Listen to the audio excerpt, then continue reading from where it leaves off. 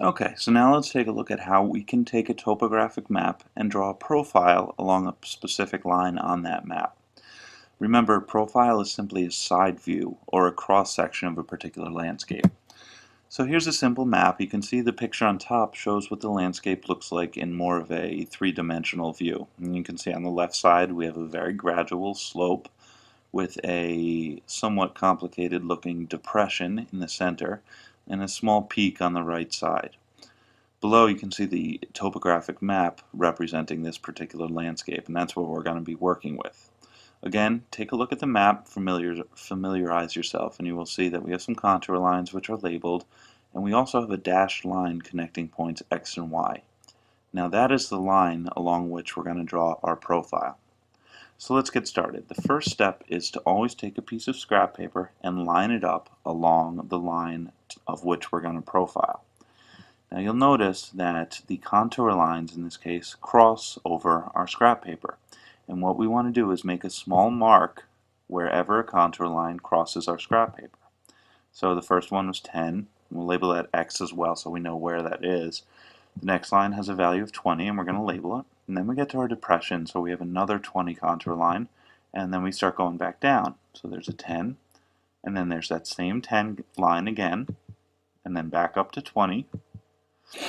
30, 40, and then 40 again, and then back down to 30, and ending up at Y, which has an elevation of 20.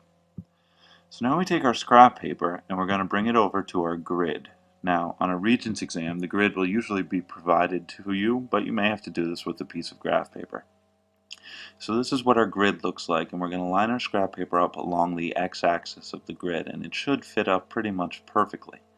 And if you look carefully, you'll notice that our point all the way on the left, which we labeled X, is directly under the two sample points that were plotted for you. So what you're going to do is you're going to go along with all the marks you made in your scrap paper, and directly above them, you're going to plot a point at the proper elevation. So you can see directly above our X line, there's a dot at an elevation of 10. Moving along, above the 20 line, we'll put a dot at 20, and then we have 20 again, back down to 10, and 10 again, back up to 20, all the way up to 30, and then 40, again at 40, back down to 30, and then finally Y was plotted for us.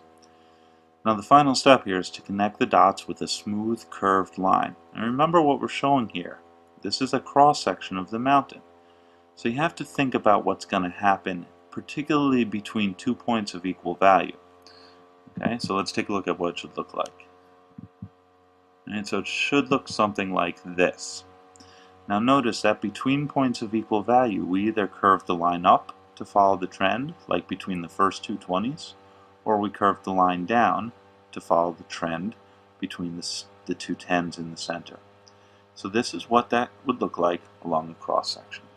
Thank you.